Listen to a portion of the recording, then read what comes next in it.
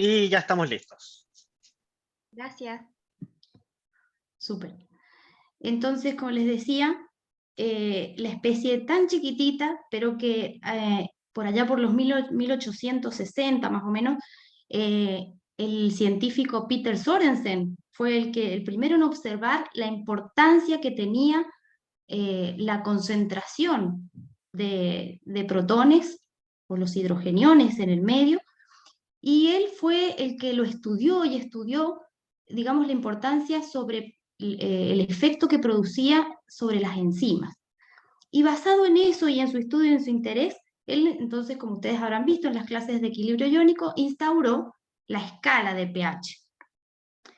Y también fue el que inició, digamos, el interés de la técnica por hacer técnicas para medirlo, porque no daba lo mismo una cantidad que otra, a pesar de ser concentraciones siempre bajas, digamos, de esta especie, pero que tenían gran impacto en los medios donde se analizaba. Entonces, el mismo Sorensen fue el que, a través de métodos colorimétricos, instauró el método que actualmente se usa, que está basado en el uso de indicadores. Y los indicadores son sustancias químicas que tienen su capacidad de cambiar de color en los distintos medios de prueba. Entonces, medios más ácidos o más básicos pueden cambiar el color de estos indicadores, como tal vez también lo hayan visto en la clase de equilibrio iónico. Y este método colorimétrico, así como en forma práctica, lo que más se utiliza son las tiras de medición de pH, que son básicamente una tira de polipropileno plástica, digamos, donde están unidos o absorbidos, en realidad están unidos covalentemente los indicadores o las moléculas que van a hacer el cambio de color cuando se introduzcan en un medio de interés para medir, digamos, un medio definido donde tengamos interés de medir el pH.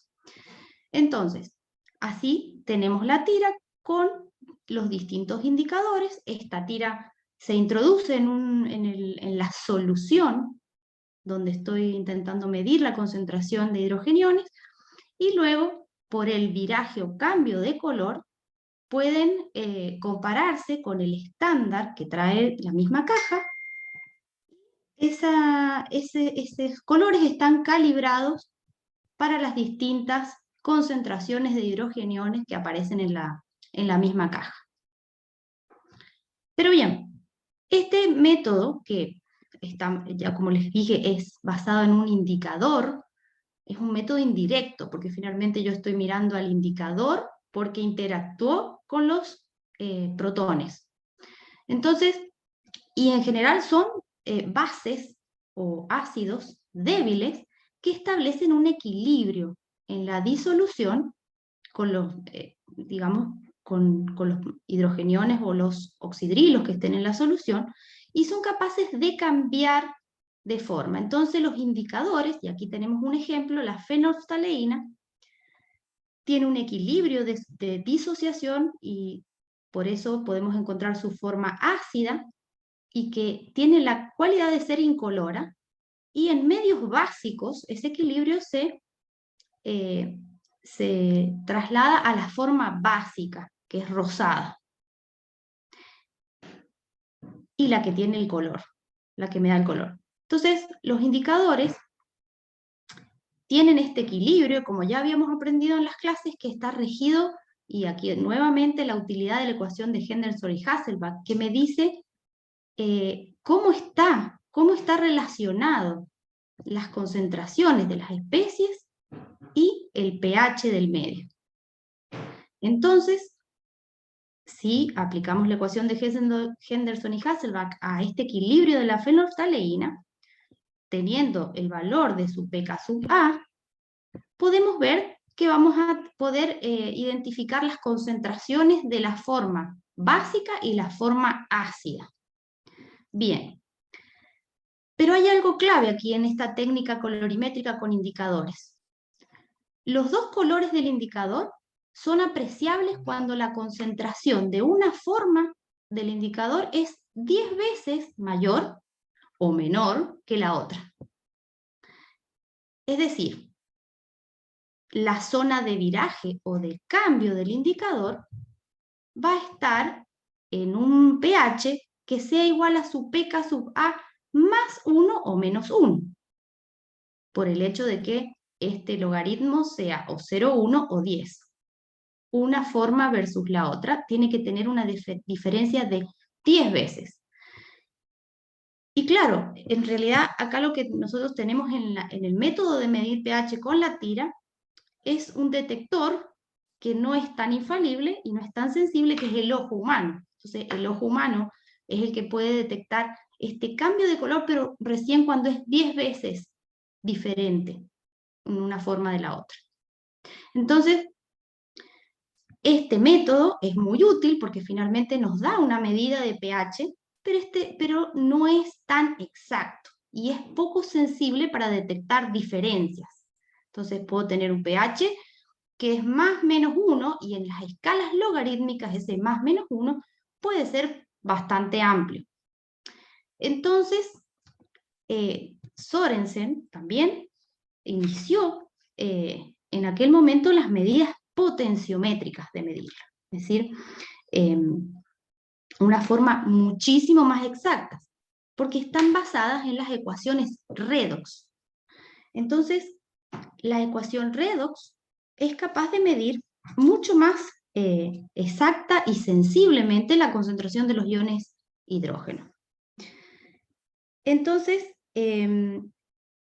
Sorensen en esta oportunidad dijo, bueno, usemos las celdas galvánicas para medir las concentraciones de protones.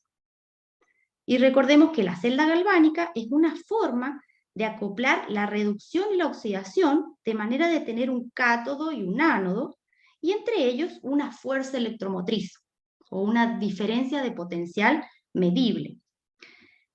En el método potenciométrico para medir pH, uno de los dos electrodos, aquí está bastante simplificado el esquema, uno de los dos electrodos actúa como un electrodo de referencia, tal como lo era, ¿se acuerdan?, el electrodo de hidrógeno, que actuaba como referencia para medir el potencial de un segundo electrodo. Y en los instrumentos que conocemos como pHímetros, esto es lo que está, digamos, como fundamento de la técnica: un electrodo de referencia con potencial constante y un electrodo que es el desconocido o el que se requiere medir, y entre ellos existe esta diferencia de potencial que es medible por un voltímetro o un potenciómetro. Por eso esta técnica está dentro de las técnicas potenciométricas. Aquí está en forma simplificada el fundamento, pero lo que tenemos en el laboratorio como instrumento es un electrodo combinado, donde la celda galvánica del ánodo y del cátodo están juntas en un mismo recipiente o electrodo combinado, que se llama. Entonces tenemos el electrodo de referencia y el electrodo que es el desconocido en esta misma varilla de vidrio. En general, esta varilla de vidrio, que es el electrodo de vidrio, que muy bien se conoce así, el electrodo de referencia es un electrodo de plata y cloruro de plata, y acá tenemos en la parte del electrodo desconocido, y es el que va a censar los protones, una disolución de ácido clorhídrico, porque necesitamos los protones en la otra reacción redox acoplada. Bien, entendemos que hay, por lo que ya sabemos de las clases, hay una diferencia de potencial, está el ánodo, el cátodo, perfecto, pero ¿cómo relaciono esto con la concentración de los protones? Bueno, y ahí está la grandiosa ecuación de Nernst. La ecuación de Nernst que nos relacionaba el potencial o la diferencia de potencial o la fuerza electromotriz que se mide entre los electrodos y las concentraciones. Y entonces es aquí donde presta gran utilidad, porque estos aparatos que me van a entregar una medida de diferencia potencial lo transforman en una medida de pH. o de concentración de protones. Bueno, la temperatura está aquí metida en la ecuación de Nernst. Si recordamos, aquí tiene una influencia la temperatura. Bien, pero la temperatura, ¿me cambiará la concentración de iones hidrógeno? ¿Ustedes qué creen? No. No, por supuesto. Los hará que se muevan más, menos, pero la concentración de protones no está influenciada por la temperatura, pero sí está influenciada la medición de la diferencia de potencial que yo tenga.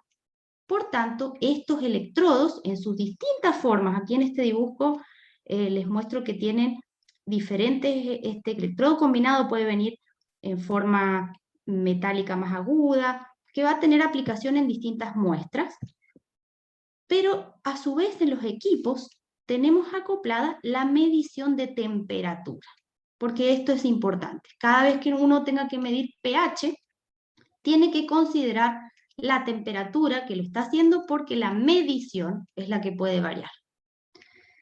Entonces, en el laboratorio, ¿qué nos encontramos? El pHímetro, famoso llamado medidor de pH, pero conocido como el pHímetro. Y puede venir de diferentes formas, más compacto, más con distintas sondas o electrodos para introducir en las diferentes muestras problemas, como se ve aquí, este vasito donde está introducido entonces el electrodo que va a tomar la medida de pH, este metálico que es la sonda de temperatura, para indicarme que lo estoy haciendo en una temperatura definida, y entrega la medida directa en pH. No me dice qué voltaje hay, porque la conversión la hace internamente. Pero como toda técnica analítica, esto está asociado a una curva de calibración. Así como vimos que en las técnicas cromatográficas hay una comparación o una curva que me relaciona la respuesta del área del analito que están mirando con las concentraciones, en la medición de pH también hay una curva que debemos considerar, una curva de calibración, que me da que relaciona la respuesta con la concentración de protones o pH. ¿Cuál es esa respuesta que mide el equipo?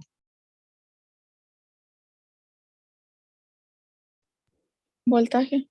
Voltaje. Entonces en el eje Y de esta curva tengo que considerar que están los voltios o milivoltios, como se ve en esta gráfica, y en el eje X tengo los valores de concentración de protones o pH.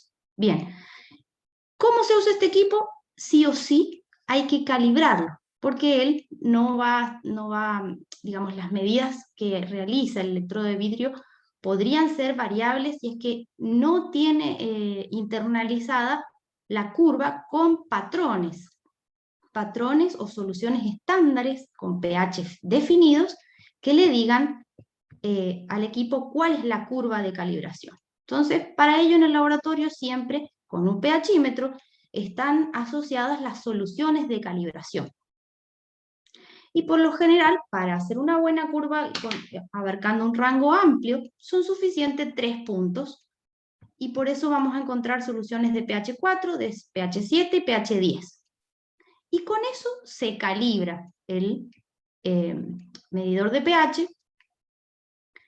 Entonces, una vez calibrado, uno puede ya dejar el equipo listo para medirlo a través de la sonda o el electrodo de vidrio que está asociado. Como les contaba, este equipo es como el más genérico, digamos, pero lo pueden encontrar en versiones más modernas, donde están más compactos y vemos todo esto en un dispositivo único, pero el principio de funcionamiento es el mismo. Bien, entonces eso es en el laboratorio. En el laboratorio nunca va a faltar un pHímetro porque, como les contaba, la medición de la concentración de los iones hidrógeno afecta transversalmente al comportamiento de muchas soluciones. Y en medicina, si considerásemos a grosso modo que todos los órganos, las células y los sistemas están también en una solución, también podemos ver ahí la importancia que tiene que el pH de ese medio interno esté bien regulado o definido y por tanto interesa medirlo. Porque hemos revisado, ¿no es cierto?, que las moléculas en su estructura, y también como señaló el doctor Suárez, tienen distintos grupos funcionales. Estos grupos funcionales pueden ser ácidos, pueden ser básicos, y si consideramos que los grupos funcionales que están implícitos en los aminoácidos de las proteínas, esa proteína tiene una funcionalidad específica que está dada por el equilibrio que mantienen estos grupos ácidos o básicos.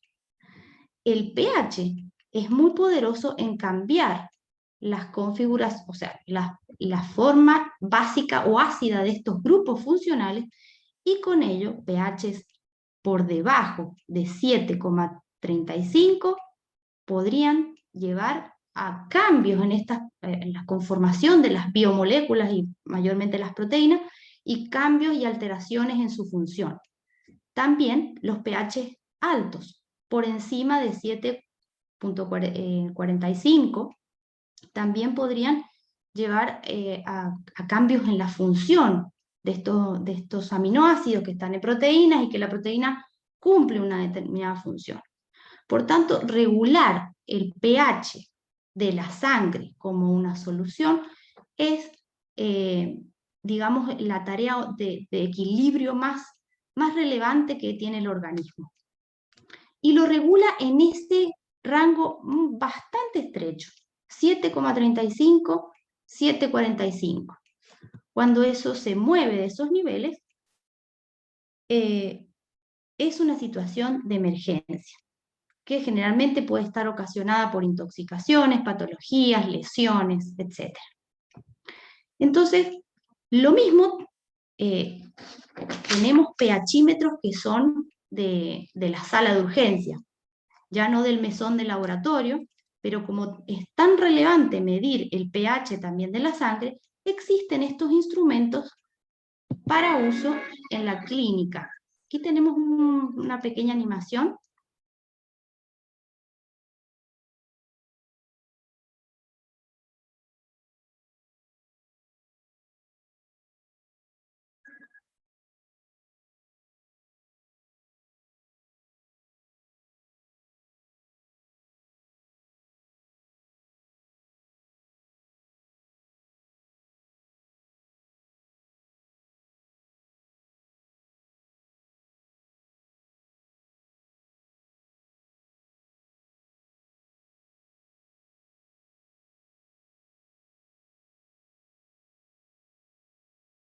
Bien, ¿se logró ver? Sí. Ok, eso es simplemente un pHímetro, se le podría decir, de uso clínico, que está en un aparato un poco más complejo porque hay también está la medición de otros analitos de interés, que enseguida veremos, pero funciona con el mismo fundamento redox o fundamento potenciométrico de detección de protones en la sangre. ¿Por qué no podríamos usar una tira de pH para medir el pH de la sangre, por ejemplo? Porque sería mucho más barato, más sencillo, en la misma muestra del paciente, por ejemplo. ¿Qué les parece? Porque las variaciones o sea, porque es menos específico y las variaciones que puede tener el cuerpo son muy como sean chiquititas, ¿o no? Exacto, una de esas razones es que el margen de pH de la homeostasis es tan estrecho que sí, una tira sería muy inexacta y no podría detectar pequeñas variaciones poco sensibles. ¿Pero por qué más? Porque la tira se teñiría de rojo. Exacto, las tiras no me sirven para soluciones coloreadas, ¿no es cierto? Entonces no podría haber ningún color si tengo ahí a la hemoglobina interfiriendo en la medición que es colorimétrica y visual. Imposible. Entonces, por eso las técnicas potenciométricas iniciadas por Sorensen allá tan lejos son tan valiosas, aún en equipos tan modernos que las acoplan en estos sistemas más compactos, más rápidos, pero basados en el mismo principio. Ups. Ok, entonces, vimos que el equipo mide otros analitos, aparte de la concentración de protones. Y si observamos acá específicamente, y también por esto es que al equipo no se lo conoce como pHímetro en un hospital. Si uno va a preguntar en una sala de urgencia o en el hospital, ¿dónde está el pHímetro para medir al paciente? No vamos a encontrarlo con ese nombre, sino que se llama gasómetro. Y el análisis que se hace a un paciente, junto con la medición de pH, es una gasometría. ¿Por qué? Porque también el equipo es capaz de medir la presión de CO2 y la concentración de iones bicarbonato. ¿Y por qué entonces mide esto además? Entonces mide el pH y mide los gases. Bueno, oxígeno también. Y recordemos acá el equilibrio ácido-base central del buffer fisiológico del ácido carbónico. ¿Quién lo recuerda y lo puede describir? Aquí está la ecuación en la pantalla. ¿Alguien se anima a describir cómo funciona este buffer del ácido carbónico y aniones bicarbonato? Si no me equivoco, es un buffer ácido que, o sea, no sé qué mucha descripción le puedo hacer, pero Dale. por ejemplo, ante un aumento de hidroxilo o base, digámosle, va a disminuir ¿Sí? la concentración de protones y va a subir la concentración de la sal, o sea, de la base conjugada, no, sí, de la base conjugada que se forma del buffer. Y por Exacto. consiguiente, la otra reacción va a tender a formar más protones para equilibrar. Exacto, va a haber un desplazamiento hacia la derecha desde ácido carbónico a aniones bicarbonato. Y por el contrario, si yo tengo muchos hidrogeniones, como Joaquín decía, suponía en su ejemplo que él sacaba hidrogeniones con una base. Si yo tengo más hidrogeniones en el medio, ¿para dónde se va a desplazar el equilibrio?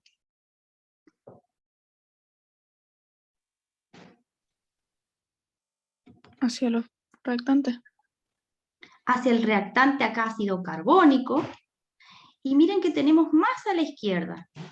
Este ácido carbónico, por efecto de la anhidrasa carbónica, que es una enzima que está en los glóbulos rojos aquí, puede desdoblarse en agua y CO2. Bien, entonces, ¿dónde están los analitos que me está dando la gasometría o esta medición del pH junto con estos otros? Aquí tenemos la presión del CO2 y tenemos los aniones bicarbonato. Qué interesante.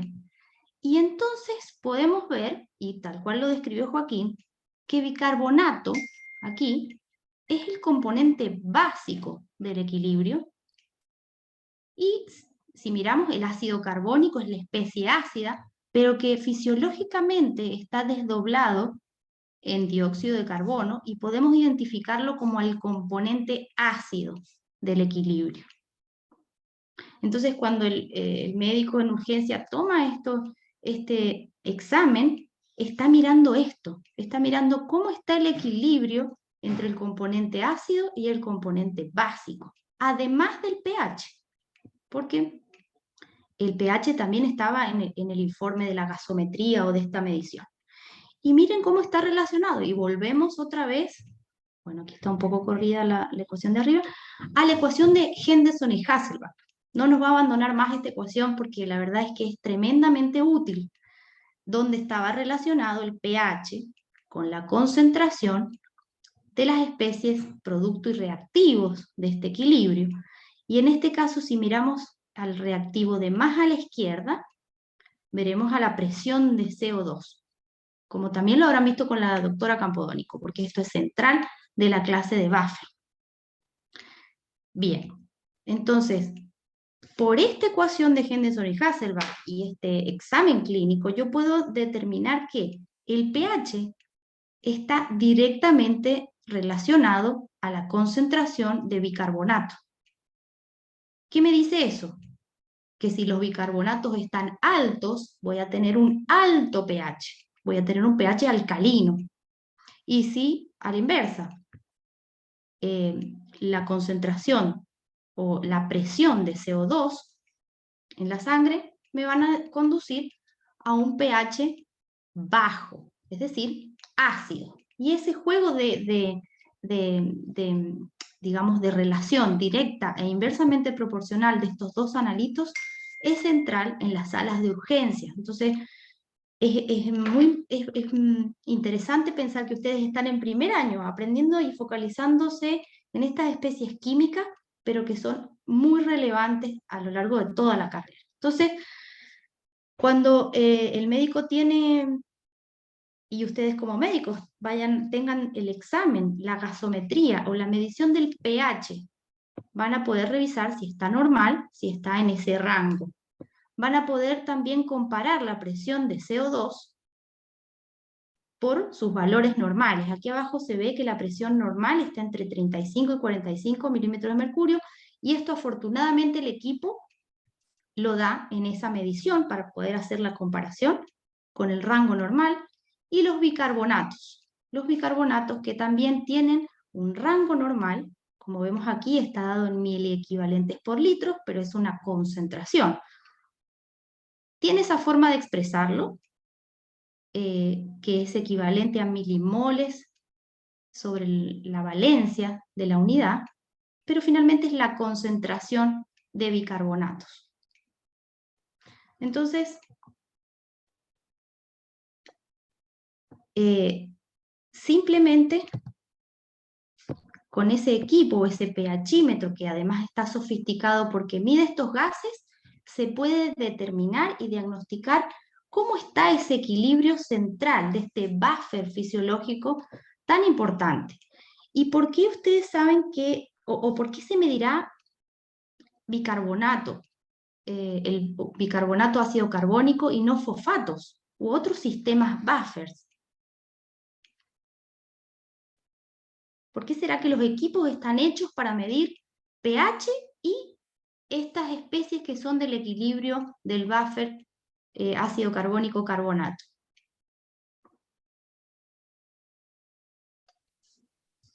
Porque hay en mayor concentración. Bien, es el sistema buffer más relevante porque tiene la relación de concentraciones de estas dos especies, lo hacen un buffer más potente, como seguramente habrán visto en la clase de buffer de la doctora Campodónico. Entonces los equipos para medir pH en sangre miden además estos que son claves en el equilibrio ácido-base sanguíneo, y no los fosfatos, que también contribuyen. La albúmina y otras proteínas también pueden hacer digamos, de amortiguadores, pero menos relevantes. Entonces, en una situación de urgencia, como es el desequilibrio ácido-base, los equipos de medición están orientados a medir pH y las especies directamente o más relevantemente involucradas. Bien. Y acá en este video, que no sé si se va a escuchar, pero si no lo podemos explicar, está mostrado un poco cómo el organismo hace este equilibrio para mantenerse dentro de esta escala, de este rango estrecho de pH. Y aquí básicamente dos órganos son los que están involucrados en mantener el equilibrio, pero que son los que regulan estas especies claves de la homeostasis o del equilibrio ácido-base. Miren, lo voy a poner si no se escucha. No se escucha. ¿Se escucha? No, no se escucha. Hay un murmullo. A ver. Por acá sí se escucha. ¿Sí? A ver, va de nuevo.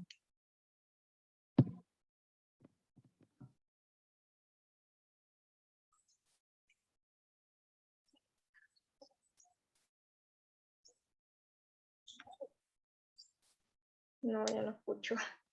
No, no se escucha. No se escucha. Bueno, no importa. Yo No se se los voy a escucha, decir. profe. Ok. Sí, es probable porque esta inserción de estos videos por ahí no queda bien el audio. Muy bien, les voy a explicar. Entonces, ¿Puede mandar los links para la unidad? no, pero si los explico no hay ningún problema.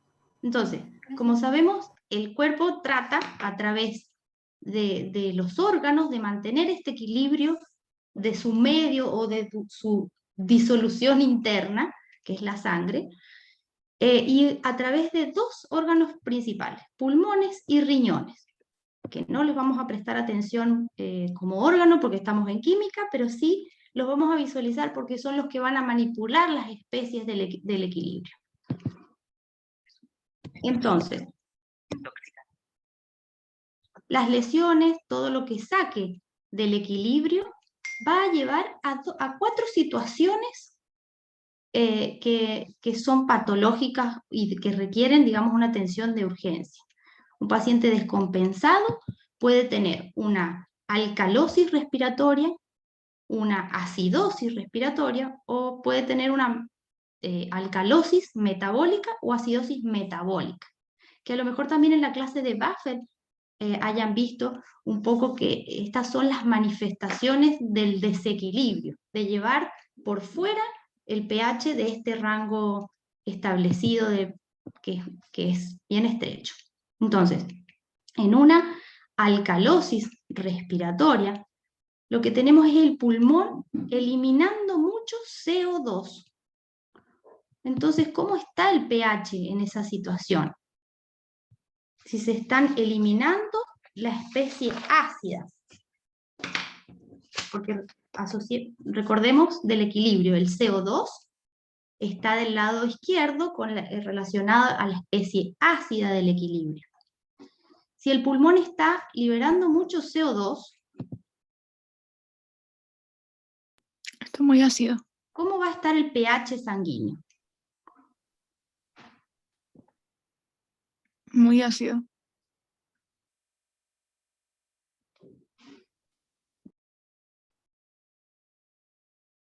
Volvamos a mirar el equilibrio de la diapo anterior. Aquí. Si este es el componente ácido y el pulmón está eliminando mucho de este CO2, tiene aumentada la eliminación del CO2, entonces lo estoy eliminando del equilibrio y entonces me van a quedar las especies básicas predominantes. Por eso se produce una alcalosis respiratoria.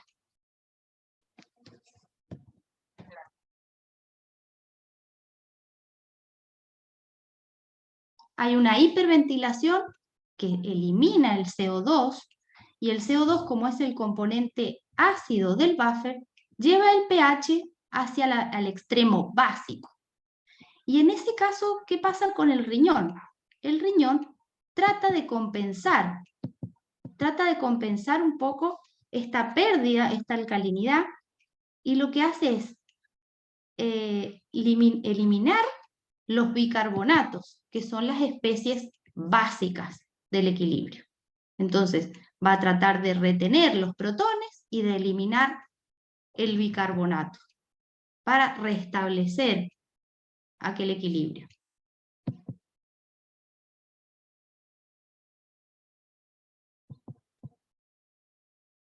Bien, es en el caso de una alcalosis.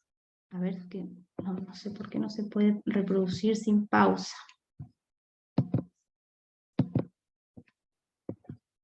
Entonces, cuando hay una alcalosis respiratoria, tenemos baja la concentración del CO2. Tenemos altos los bicarbonatos. Por tanto, el pH está en la zona básica. ¿Qué hace el riñón? El riñón trata de compensar. ¿Qué elementos va a eliminar el riñón para poder compensar este desequilibrio? Si estoy en la zona básica, se va a tratar de quedar Bicarbonato. eliminar los protones. Mantenerlo. Exacto, va a retener los protones y va a tratar de eliminar los bicarbonatos en ese estado de alcalemia o alcalosis. Bien, ¿qué pasa en el caso contrario, donde haya una acidosis respiratoria? Entonces acá hay una hipoventilación. Aquí el pulmón está eliminando poco CO2. Entonces, cuando hay poca eliminación del componente ácido, ¿qué tenemos? Tenemos alta la presión de CO2, y si está alta la presión de CO2, ¿cómo estará el pH? Ácido. Ácido, perfecto. Es el componente ácido, está ácido. ¿Y cómo estarán los aniones bicarbonatos? Bajos. Bajos, y por tanto entonces lo que va a hacer el riñón va a tratar de compensar este desequilibrio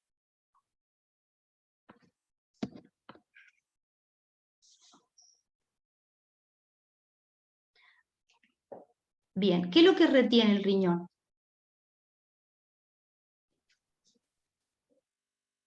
Aniones En bicarbonato. este caso, que tengo aumentada la presión de CO2, está el pH ácido, entonces el riñón va a retener la especie ácida o la especie básica. Básica. La especie básica, perfecto. Y va a tratar de deshacerse de las especies ácidas. Y ahí se van a ir en la orina los protones o los hidrogeniones. Bien, ¿qué pasa cuando la alcalosis es metabólica? Y acá esta distinción se hace en fisiología porque la alcalosis y las acidosis metabólicas están más comandadas por el anión bicarbonato. Entonces, en una alcalosis metabólica, lo que tenemos es un pH básico ácido. Si es alcalino. ¿Básico? Es un pH básico. Entonces, en la alcalosis metabólica,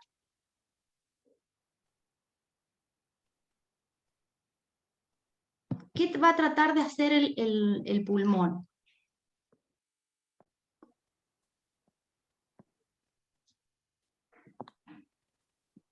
Si tenemos alcalosis, ¿cómo? Perdón, alcalosis es que estuviera básico. Claro, alcalosis se relaciona con un alto pH. Alto pH de la sangre, alcalino, ¿m? Y entonces este estado de alcalosis uno lo relaciona con que hay una baja concentración del componente ácido, que es el CO2, y alta del componente básico, que es el bicarbonato, en el equilibrio de la reacción. Entonces, en un estado de alcalosis metabólica. No elimina CO2. Perfecto. Trata de compensar no eliminando, haciendo una hipoventilación. El paciente respira con una frecuencia menor para tratar de compensar ese cambio del pH.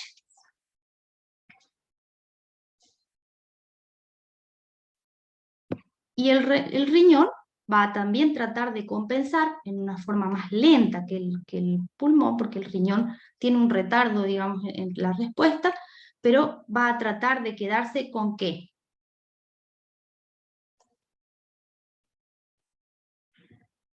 Con los protones. Con los protones, y va a tratar de eliminar y excretar los bicarbonatos. Bien.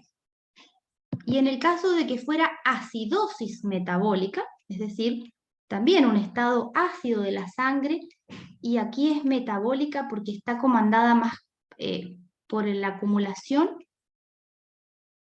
de ácidos o disminuidos los básicos.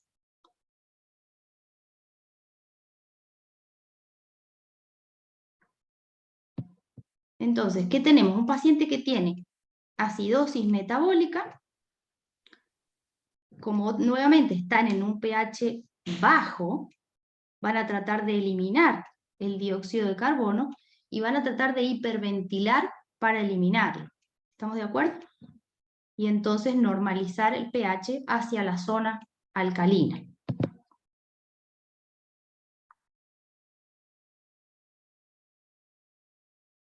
Y por su parte, los riñones, ¿qué van a hacer? Para compensar este desequilibrio, si estamos en un estado de acidosis o de bajo pH, el riñón va a tratar de... ¿Cómo? Van a producir bicarbonato.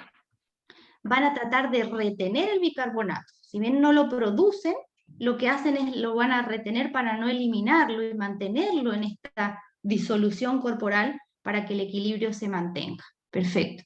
Entonces van a retener los bicarbonatos y van a eliminar los ácidos, los protones mayormente, o pueden ser otras especies ácidas también.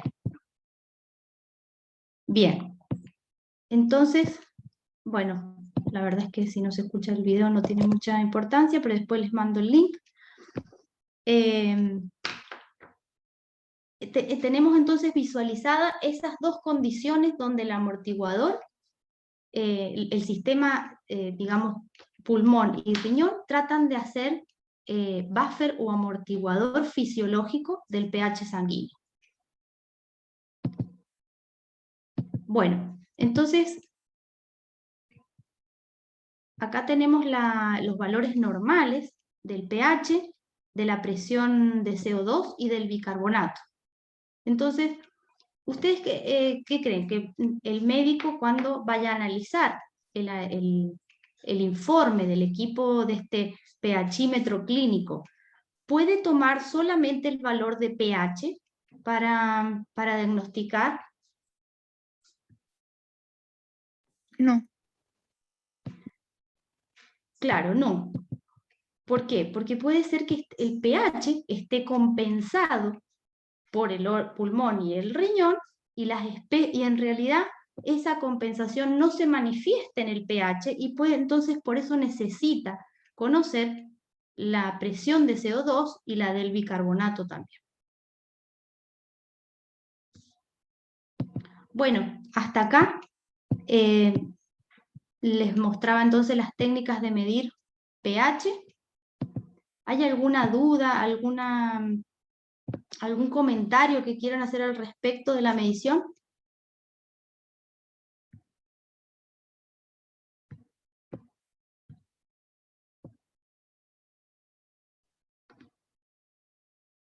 No.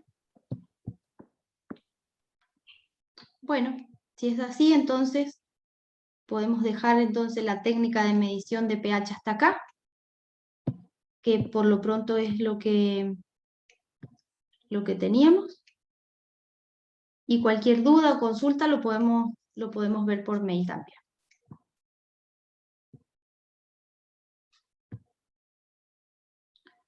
Bueno, quedo atenta entonces, cualquier consulta, quedamos atentos a los comentarios.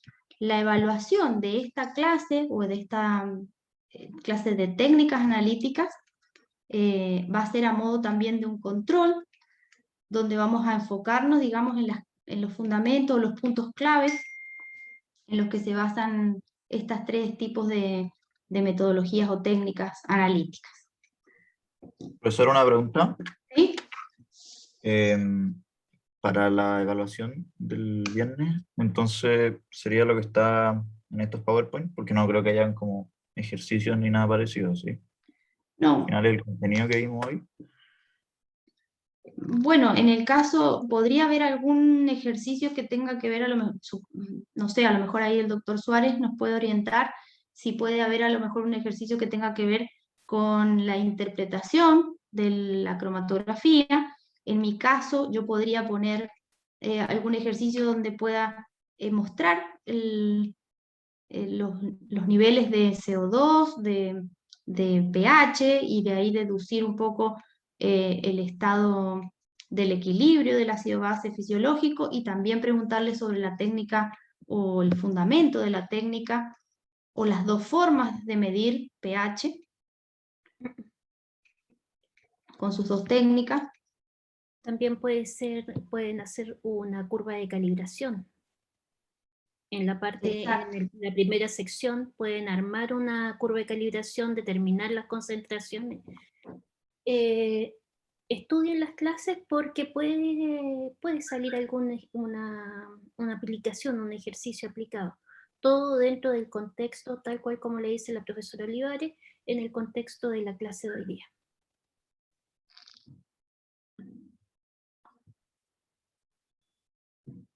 Ok.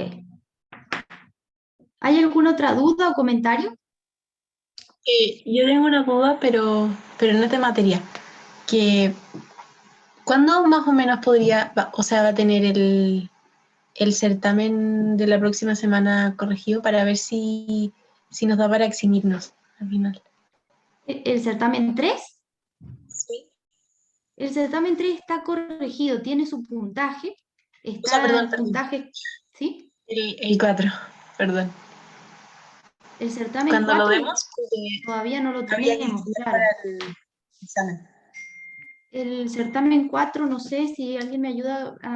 ¿Cuándo está calendarizado? ¿El 20? No, ¿el 2? Si no me equivoco. Es para el próximo martes. Es el próximo martes. Mire, lo vamos a tratar de corregir lo más rápido posible. Así es que ahí podemos, después de esa corrección, conocer quiénes se eximen o no. Así es que sí, así como estrictamente uno podría, sí, antes del examen, obviamente. Antes del examen se va a saber. Trataremos de corregirlo lo más rápido posible, como si es el martes, para el miércoles podríamos, miércoles, jueves, tener la nota. Y, Ya. profe, ya se sabe más o menos cuál es, o sea, si ya se habló lo de los puntajes, o sea, como cuánto va a valer cada prueba al final, para saber si es que nos eximimos, también tenemos que saber, o todavía no se decide. Eso todavía está en revisión. Eso no puede informar desde Secretaría Académica porque ellos son los que determinan esas ponderaciones. Así que todavía no, pero se lo dejamos se lo vamos anunciando por la plataforma. Bueno, por lo pronto nos queda el control próximo de esta clase y el certamen 4. Así que sigan estudiando ahí, estamos atentos a cualquier consulta que puedan tener a través de los foros o de los mails. Así es que si no hay ningún otro comentario, la clase quedaría hasta acá. Una pregunta. ¿Sí? ¿El control del viernes va a ser similar a todos los que hemos tenido? O sea, como en duración, o va a ser más como una prueba. Parecido a un certamen, donde consideremos preguntas de las 3 técnicas que están expuestas, preguntas así focalizando a lo mejor, como decía la doctora Campodónico, en cómo aplicar esta técnica, es decir, cómo se hace para medir, cómo usar una curva de calibración o usar los conceptos, porque la verdad es que todas las 3 técnicas están enfocadas en contenidos teóricos de las clases, así que también es una buena oportunidad como para aplicar eso aprendido. Podrían tener algunos ejercicios. Pero en términos de tiempo, debería ser como de 1 hora, donde estén las preguntas de los 3 tópicos.